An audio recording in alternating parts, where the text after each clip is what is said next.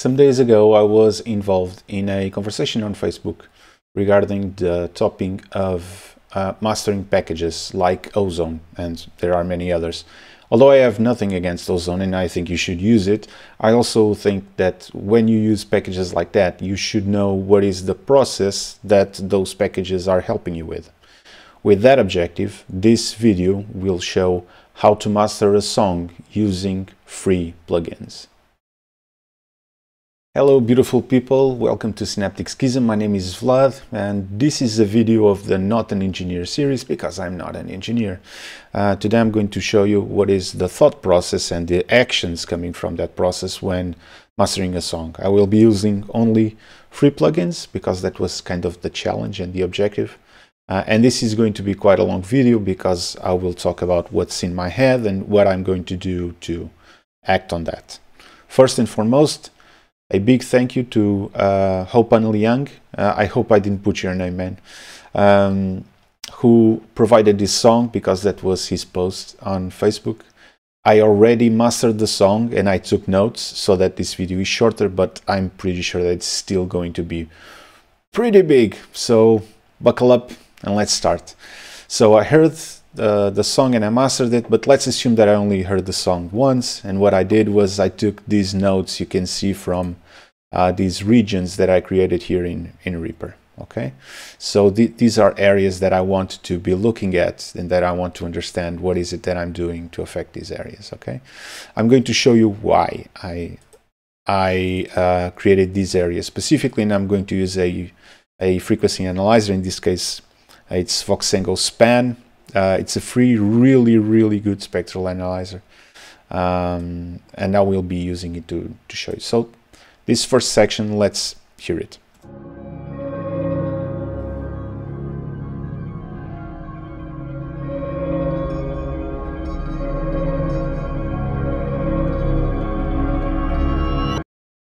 Okay, so in this first section you can see that there's not a lot of highs, but there's a bit going on. My biggest concern here is I want to make the song wider, and this is one of the areas that I want to be looking at when I do that. Now let's go to this second area here. It's going to be really short.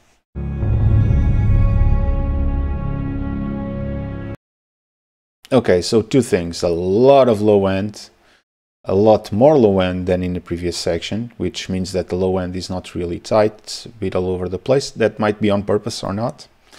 And another thing, if you look at the meters here in the mix bus and the master bus, I'll explain why I have these two in a bit. The song is clipping, which means that I have no headroom to master the song. Okay, I'll get to that in a minute too. Now for the third section, let me just clear here. Okay.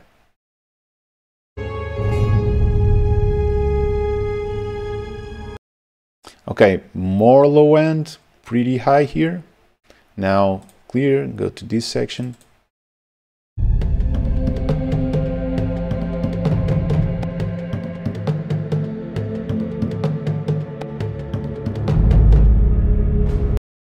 Okay, low end and percussion, and if you notice, the percussion is almost buried in the low end. It's not very noticeable, and there's almost no energy in the high end. That's why the percussion is not showing, is not like coming to life.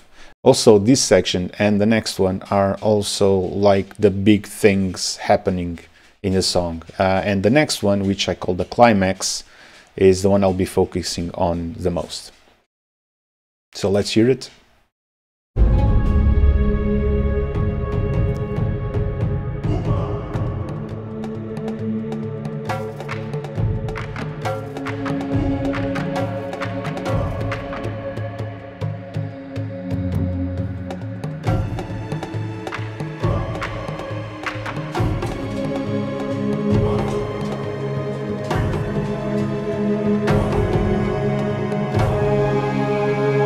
Okay, so again, not a lot of high end in the song, which buries the percussion a little bit, and quite a bit of low end, a lot more than earlier in the song. Now it's important to note that And normally I would be having a conversation about what is it that we want to do with this song, but I'm just going to work on my own assumptions. And my assumptions is that the low end is not controlled. There's a large dynamic range, so a big difference between the lows and between the volume of the low end, the bottom volume, and the top volume. And that the song lacks quite a bit of highs, which takes out a lot of energy, especially in the percussion. Also, the song is clipping, so I have no room at all to work on the master. Okay, so first things first, the setup. I have the mix bus. The mix bus is just the stereo file. There's nothing in it. The mix bus is just sending to the master bus, which is this bus here. I'm using Reaper, and in Reaper I don't send anything but the master bus to the actual master bus of the Reaper. This is related with latency. I don't know if this is a concern that you have in your workstation, but it is one that I have in Reaper, so I have the master bus separated for latency issues. But to be clear, just the mix bus sending to the master bus. And why is this? Because if I want to do some kind of parallel compression or any kind of other parallel stuff, I can just create a bus, send it to that bus, and then that bus sends it to the master bus, which creates the parallel effect.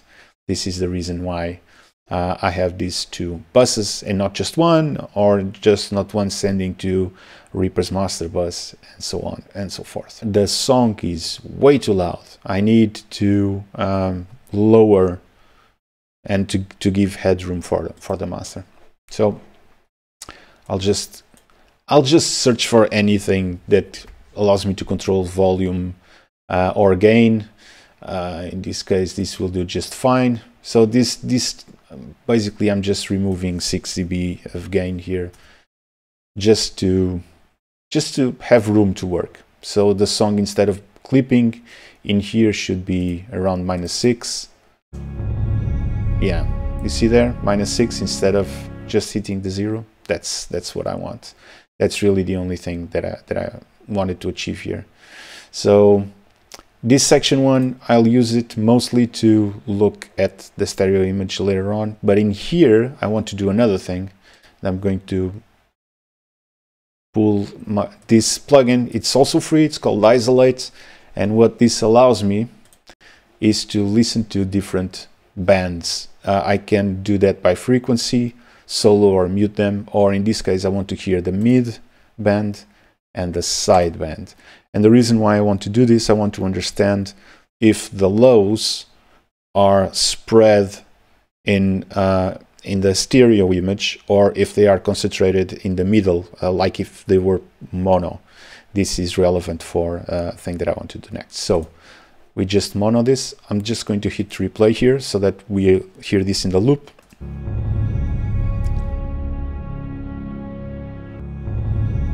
So they are definitely in the center. But now if I go to stereo, there's a lot less low end here, right? This tells me that the low end is concentrated in the center, which is good news, because now I can start doing things. Just taking this out of replay.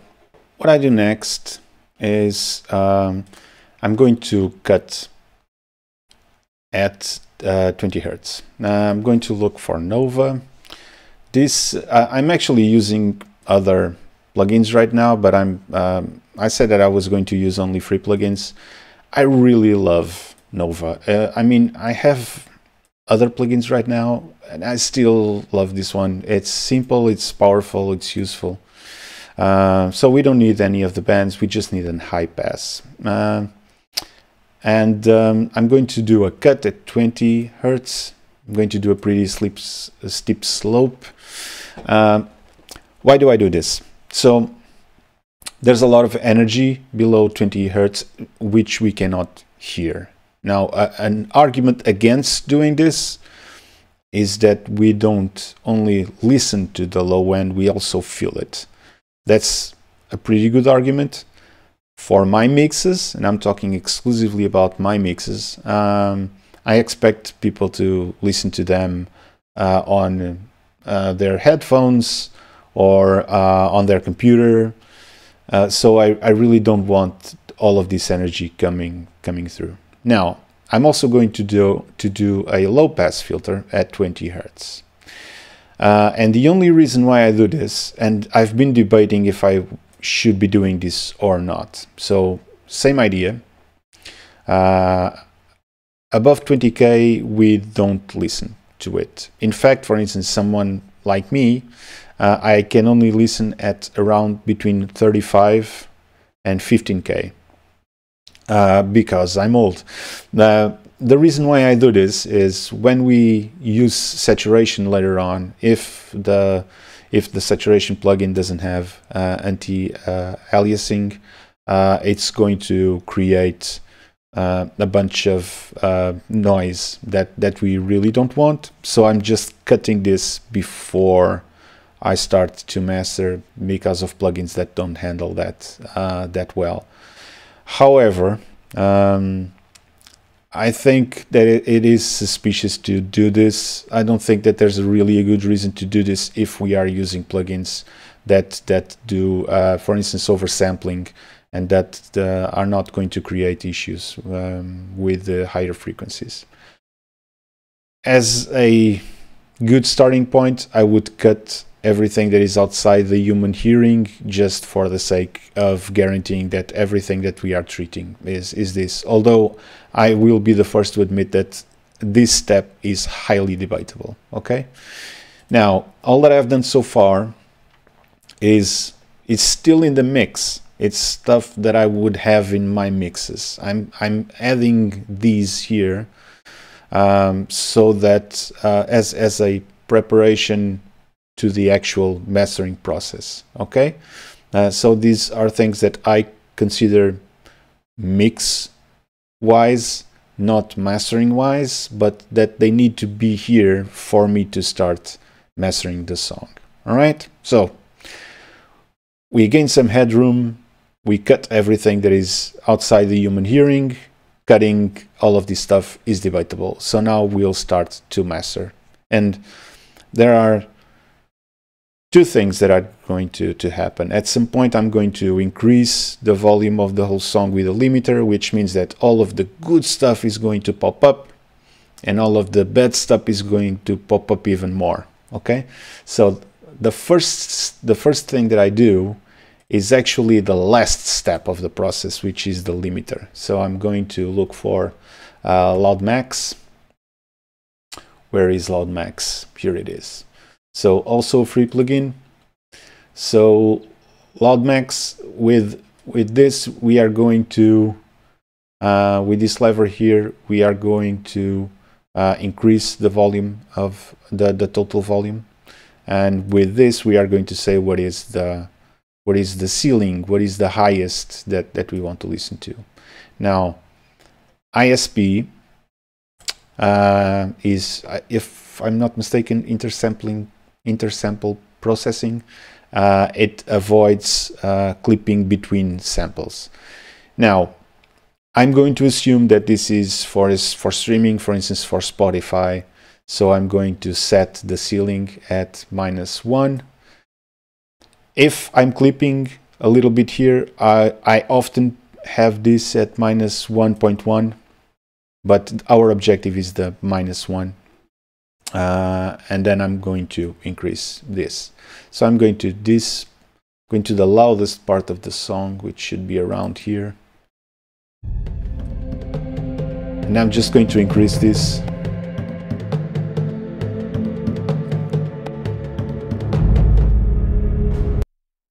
Now the point here is not to actually get the final volume, but just to bring out both the good and the bad. So to explain a little bit better, what I've found was that I was doing all of the things, all the EQ and the saturation and all of that good stuff, and then I would increase the volume and I would notice things like the top end would be a lot more obvious than it was before, so I had to redo everything. Because of this, I give it a touch of limiter right in the beginning, with the objective of already being closer to that final sound that I'm going to get. So my first step is actually my last step. So what is it that we want to achieve? Two things. We want to control the low end. We want to decrease the dynamic range of the low end so that it's more noticeable in the soft parts and it's more contained in the high parts. And to do that, we are going to do two things. The first one is I'm going to use Nova again. And Nova is the only free plugin that I know, the only free EQ plugin that I know, that is able to do mid-side. So in this button you see the modes in which we can use Nova, and the normal one is stereo. We are just using this in a stereo track, but sum refers to the mid and diff refers to the side. So what we want to do is we want to cut the low end from the sides. We want to have, so if you imagine a stereo image of your song, we want to have everything that is low end concentrated really in the middle. Okay, for instance, this solved, do you know when you take your mix to a car and the low end is like really weird? This helped me quite a bit controlling that issue of having a tight low end that it's not all over the place. We don't want it all over the place in terms of dynamic range, but we also don't want it all over the place unless we actually want that in terms of stereo image. A good exception is, for instance, and this happens to me quite a bit, and I'm changing the way that I mix my orchestral stuff because of that. Orchestral music tends to have the instruments in different places, even instruments with low end. For instance, we are going to have the double basses a little bit to the right, which means that they are not really in the center. If this is the case, and this is something that I discussed with Sage Audio a couple of times, we cannot do this. But since this particular song has almost all of the energy of that low energy in the center, we can actually remove just what is on the sides and just focus it on the center. Okay, so let me just look at my notes. I did this at 130. We should not be doing this. These numbers should depend, the frequency in which we are cutting should depend a lot on the song. It depends on a lot of things. You should follow your ears. There should be a point where you are increasing this and then the song just starts to feel too constrained. So when I mastered the song the first time to take the notes for this video, I actually got to a sweet spot of 130. So we are going to leave it there at 130. I also left a slope of 12 dB. So it's not, if we had something like this, for instance, it would just cut the frequency there, which is weird, and it's not very musical, let's say. So you also need to look at the slope to find what is the slope that works the best for your song, and I found that in this one it was a 12 dB per octave slope. Okay, so this is going to put the low end right in the center until this frequency of 130 dB with this slope. Okay, now obviously, and if we look here, we want, I'm going to start naming this so that it's easier. So let's call it low end EQ cut. So I'm going to put this on top of the limiter. I'm going to rename the limiter also so that we know that this is the actual limiter. Okay, so we did a low cut, we did a high pass, a low cut on the sides of the low end. Okay, so the low end is now in the center. Now, next thing that I did was we dealt with the width. Now we want to deal with the dynamic range. So we want the softer parts to come up and to contain those louder parts of the low end. To do that, I used Reaper's. Here it is. I used Reaper's multiband compressor. This is the one. I don't want it active on any of the other bands. This is important because we are only compressing the low end. Okay, and let me just check my notes. So yeah, I didn't. So you remember that 130? I'm not going to touch, but the frequency, we should adjust the frequency so that it affects the area that we want to affect. I'm going to leave this one at 200 Hertz because I found that was fine, and that I didn't have to play with it. Now the ratio is how much we want to compress. I'm not going too much over what each of these things are. I'm assuming you have this knowledge. Actually, this was 4. It's the threshold. So the threshold, I had to lower it until the sound started to kick in to about -35. Again, I'm doing this. You need to listen. These are not values that you should use. You should listen and see when does it start kicking and the ratio starts working, and so on and so forth. One of the things that I did, I turned off auto makeup gain, and I defined what was the gain that I wanted, and the gain here was 7.5 dBs of gain. So what is happening here is that we are compressing only this band, only the low end, so the dynamic range it goes from a minimum volume here to a maximum volume here. What we are doing is this, and at the same time there was fluctuation here, and the fluctuation, imagine that there's this fluctuation.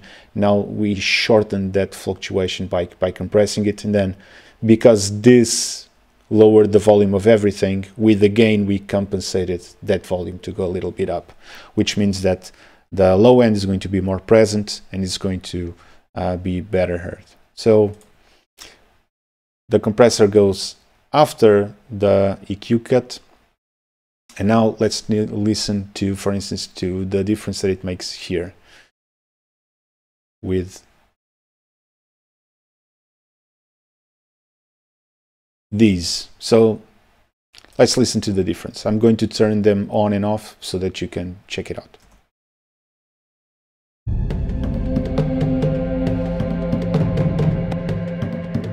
So without the EQ cut,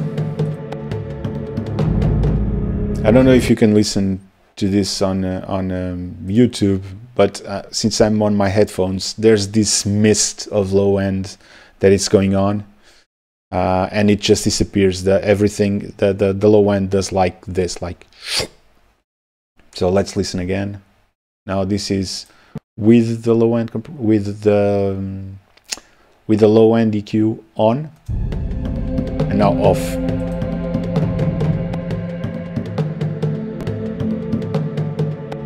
Okay, and now for the compressor.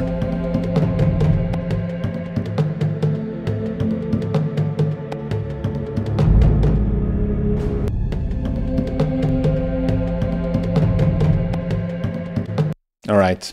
Okay, now that we dealt with the low end, I'm going to talk about something that I often put here, but that I didn't in this one, which is saturation. To me, the problem with saturation is that I really don't have a plugin, a free plugin that I'm that comfortable with. I'm using a paid plugin. I'm going to show you a free one that you can try and use, which is Prevox from Analog Obsession. Everything that Analog Obsession does is just brilliant. So again, oops, over the before the limiter. So in theory, what we want here is something like tape color. I don't know if we are going to be able. It's already kicking in. I have no idea what's the effect in here, because I'm not using this one. I'm using virtual tape machines from Slide Digital.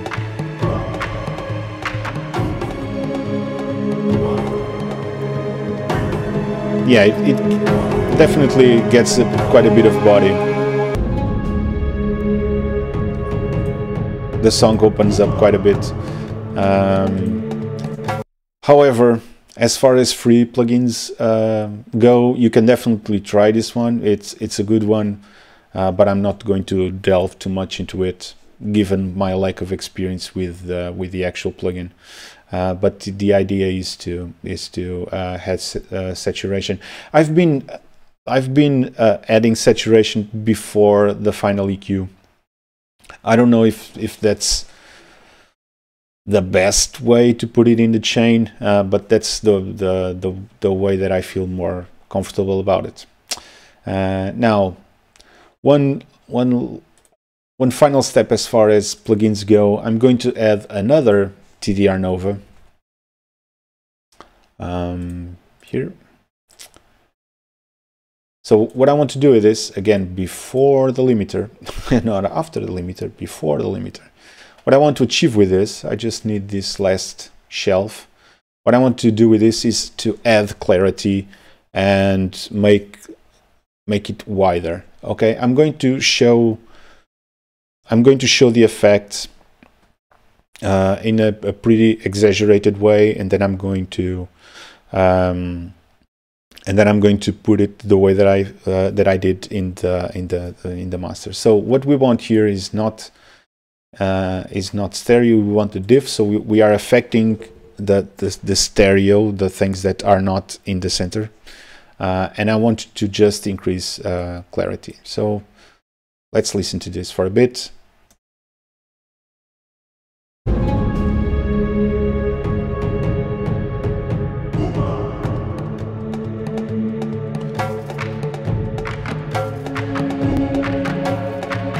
You see that the percussion gains like a completely different. It's different, right?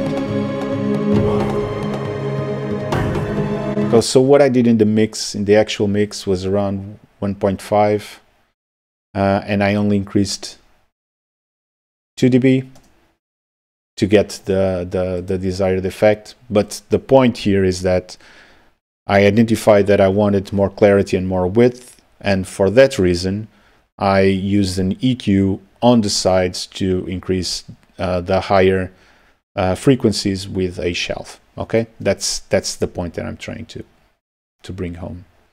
As far as actual plugins and the chain go, this is it. This is what I did. I still need to tweak the limiter. I'll get to that in a bit, but as far as chain goes, this was the chain that I've put in that specific song to achieve the things that I wanted to achieve when I listened to it the first time. Now, obviously, the chain can be more complicated, less complicated, but my point here is not to do like this big mastering exercise, was to go through the thought process of listening to the song, determining what is that we want to achieve, and determining the steps that I did to achieve those results. Okay, this is really the point that I want to bring. That mastering, like pretty much mixing and orchestration and arranging and composing and all of those things, is you identify something and then you know what is it that you need to do to achieve that. Mastering is not different from that. I listened to the song, I said the low end needs to be tighter, I want more clarity, and a little bit more stereo width. So I controlled the low end and I added clarity and width to the song. It's really just that, okay? Identifying what is it that the song needs to be in its final form and executing that plan. Now, one final thing, I define this section 5 as, let's say, the climax of the song, the big part. And to me, it felt a little bit constrained. So one last thing that I did, I automated the volume, and I'm going to zoom in here, right in the middle. So what I did was, you see this increase here? So I added some points here, here, and then in the end of the song, another point here, and in this, when this boom starts, I added another one. So with these 4 points, I can now, let me increase this a bit. So I have 1, 2, 3, 4 points, right? What I did was I increased the volume envelope by 1 dB. Okay, 1 dB. So the song, when this, actually I can put this a little bit more there. So what this does is, when I enter this area of the song kind of grows a bit in terms of volume. That's also going to add to all of that processing, and this part of the song grew a bit. But this was under the assumption I did, which I don't know if the original composer did, that this is the climax of the song. But it was just a neat thing that I did just to add a little bit more to the song. And this was it. The final step is opening a limiter, opening this beautiful thing, Uline loudness meter. It's again a free plugin that you can use to test this. And then I listened to the song a number of times to determine what was the threshold that I wanted, and I determined it was minus 9.8 dBs. So again, compressing, the objective here is to compress the song enough to bring it to the level that you want. In this case, it's minus 1 dB with minus 14 LUFS, because I was aiming for a Spotify kind of master. This takes, to me, I don't know how other people do it. To me, this takes a long time to tune, to get like to the perfect thing. But the whole point, the whole idea is to get this to the loudness that we want in LUFS and in true peak, and we can use Uline loudness meter for this. So let's listen to this, what I define as the climax of the song one last time, with the final settings on the limiter and with the Uline loudness meter helping us achieve this. This is the third time that I'm recording this part because it clips in the beginning. As you see here, this is some issue with the recording. I hope that it doesn't happen now. It didn't.